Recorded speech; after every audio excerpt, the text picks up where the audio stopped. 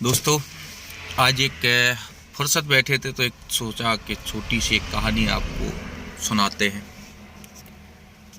जैसा कि आप जानते हैं कि पिता और पुत्र का जन्मों का एक नाता है। वो नाता जब पुत्र मुसीबत में हो तो पिता के सिवा कोई नज़र नहीं आता है। आज ऐसी ही एक कहानी लेकर आए हैं आपके बीच। प्रयास करेंगे, अच्छी लगे तो लाइक और कमेंट करें और हमारे चैनल को सब्सक्राइब करें। सब्सक्राइब और लाइक से हम लोगों को हौसला मिलता है, पता चलता है कि हाँ, आप लोगों को कौन सी चीज़ें पसंद आ रही हैं। तो एक कहानी अब स्टार्ट करते हैं। एक पिता और पुत्र मछुआरे थे। अपनी नाव लेकर एक झील में पहुंचे, नदी में। जब वो नदी में पहुंचते हैं तो काफ़ी समय हो गया था, वहाँ मछली मार रहे थे, पकड़ रहे थे। पकड़ते पकड़ते अचानक तूफान आ जाता है। जब तूफान आ जाता है तो उनकी नाव डोलने लगती है। बड़ी हिम्मत के साथ वो अपने आगे बढ़ते हैं, धीरे धीरे के नाव को किनारे ले लें, लेकिन ऐसा नहीं हो पाता है। वो नाव बहाव में बहने लगती है और बहते बहते बहते बहते एक अनजान जगह पर पहुंच जाते हैं, पिता और पुत्र दोनों। तो वहां पे एक टापू था, वहां पे दोनों लगे जाके। उसके बाद पुत्र ने प्रयास किया कि कैसे भी हम यहाँ से निकलें, अपने पिता को लेकर बाहर पहुँचे, घर पहुँचे, लेकिन दोनों नहीं पहुँच पाते। बहुत प्रयास के बाद दोनों रास्ता खोजने लगते हैं। पिता एक साइड चला जाता है, पुत्र दूसरी साइड चला जाता है। तो चलते चलते चलते चलते दोनों इतनी दूरी पर हो जाते हैं कि एक दूसरे से मिलना बड़ा मुश्किल हो जाता है। तो ऐसे में लड़का ऐसी जगह पे पहुंच जाता है, एक पर्वत के पास पहुंचता है। तो वहाँ ईश्वर से प्रार्थना करता है, हे भगवान, हमें भूख लगी है, हमें थोड़ा खाना मिल जाए तो बड़ी कृपा होगी। तो ईश्वर ने उसकी पुकार सुनी बच्चे की और उसको भोजन दे दिया। तो भोजन खाकर बड़ा खुश होता है, प्रसन्न होता है। उसने कहा, अरे भगवान ने हमारी तो सुन ली। इसके बाद कहानी आगे बढ़ती है। जब उसे लगता है कि हमें भोजन मांगने पर भोजन मिल गया, फिर उसने प्रयास किया कि प्रभु, हमारे ये कपड़े काफ़ी दिन से गंदे हो गए हैं, हमें कपड़े दे दो। तो ईश्वर ने वो भी उसकी मनोकामना पूरी कर दी, उसको कपड़े भी मिल गए।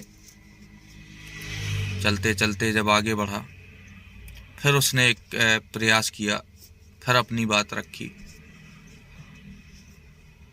जब उसने अपनी बात को रखा कि प्रभु, अब हमें यहाँ पर कहीं जा तो पा नहीं रहे, कहीं पहुँच नहीं पा रहे हैं, तो कम से कम एक हमें ऐसी झोपड़ी दे दो जिसमें हम अपना रात को दिन गुजार सकें। तो भगवान ने उसको वो भी दे दिया। उसके बाद कुछ दिन वहाँ बच्चा रहा। जब वो लड़का वहाँ पे रहा तो उसको लगा कि अरे अब हम तो अकेले हैं, कैसे क्या होगा।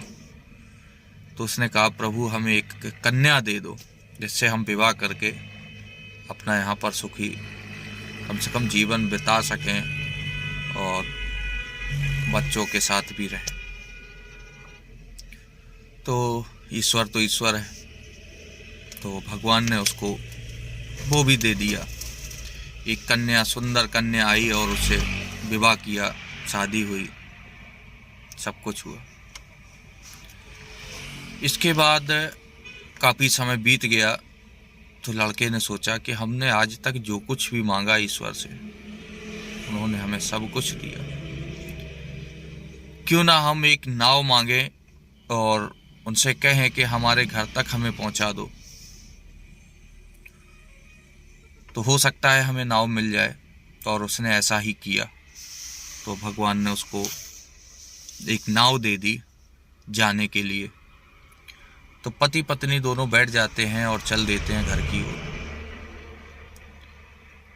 फिर ईश्वर ने आवाज लगाई कि बेटा अकेले ही जा रहे हो घर? तो उसने कहा, हाँ प्रभु, हम अकेले ही जा रहे हैं अपनी पत्नी के साथ। तो बोले, कुछ भूल रहे हो आप? तो पुत्र बोला, क्या भूल रहे हैं? ऐसा तो हमारा यहाँ पर कुछ नहीं है जो हम भूल रहे हैं। तो ईश्वर की आवाज़ आती है कि तुम आए तो 2 लोग थे, अपने पिता के साथ आए थे, अपने पिता को तुम भूल रहे हो। तो बच्चे ने जवाब दिया, प्रभु हमें इतने वर्ष हो गए, कभी पिताजी ने हमारी याद नहीं की, तो हम कैसे याद करें कि पिता को हम साथ में ले जाएं, और कभी पिताजी ने हमको दिया ही क्या है। तो ऊपर से आवाज़ आती है, प्रभु वहाँ से आवाज़ लगाते हैं, ईश्वर बोलते हैं, बेटा पता है तुमको एक बात बताते हैं। जब तुम अपने पिता के साथ यहाँ पर आए थे और दोनों लोग रास्ता खोज रहे थे, तो सबसे पहले भेंट हमारी आपके पिता से हुई थी। तो उन्होंने हमने जब उनसे पूछा कि आपको क्या चाहिए, तो उन्होंने हमसे एक बात कहा था, प्रभु हमें कुछ नहीं चाहिए, हमें सिर्फ ये चाहिए कि हमारा पुत्र जो भी मांगे उसकी मनोकामना पूरी हो हमेशा। तो ये बात सुनकर बच्चे को बड़ा कष्ट हुआ, बड़ी तकलीफ हुई। प्रभु ने जब उससे कहा कि आज जो कुछ भी है सब उन्हीं की दुआ से है, पिता भले ही सामने ना हो, तुम्हारे साथ ना हो, लेकिन उसकी दुआ ही काफ़ी है बच्चे को अच्छा खासा बनने के लिए। तो ये कहानी इसलिए हमने आपको बताई क्योंकि कभी कभी ऐसा होता है, जो बच्चे बड़े हो जाते हैं तो कहते हैं कि पिता ने हमें दिया ही क्या है। अरे जिसने तुमको पाल पोस कर बड़ा किया इतना, जिसने अपना पूरा जीवन बच्चों के लिए खपा दिया, आपके लिए खपा दिया, इससे बड़ी सौगात और क्या हो सकती है। जिसने पूरा अपना जीवन ही तुम्हें दे दिया, अपनी खुशियाँ काट कर तुम्हारा पेट भरा, अपनी खुशियों को दबा कर तुम्हारी परवरिश की, इससे बढ़कर क्या हो सकता है। तो बच्चा ये बात को सुनता है तो बड़ा रो रो कर विचलित होता है। फिर कहता है, प्रभु कम से कम अब इतना तो कर दो कि हमारे पिता को हमारे साथ कर दो। तो प्रभु कहते हैं, जा बेटा घर पे, वो पहले तुम वहाँ पर पहुँचो, हम पिता को भी भेजते हैं। तो वो बच्चा खुश होता है कि चलो कम से कम पिताजी के दर्शन होंगे। तो कभी कभी इस तरीके से अभाव होते हैं, लेकिन हम समझ नहीं पाते हैं कि हमारे जीवन में अच्छा क्यों होता है। लेकिन अच्छाइयों का नतीजा कुछ ये होता है, उसका ईश्वर जो हमको देता है उसमें कई लोगों की दुआएं होती हैं। कई लोग दुआ करते हैं हमारे लिए कि हमारा बच्चा हमेशा सुखी रहे, हमारा पुत्र सुखी रहे, हमारा भतीजा सुखी रहे। रिश्तेदार हैं, बहनें हैं, भाई हैं, सब दुआ करते हैं। तो कभी कभी उन दुआओं का भी असर होता है जिसमें हमेशा हमें तरक्की मिलती है। तो इस कहानी से क्या सीख मिलती है, कमेंट ज़रूर करें, अवश्य बताएं। मिलते हैं किसी अगली कहानी में। तब तक के लिए जय हिंद, नमस्कार।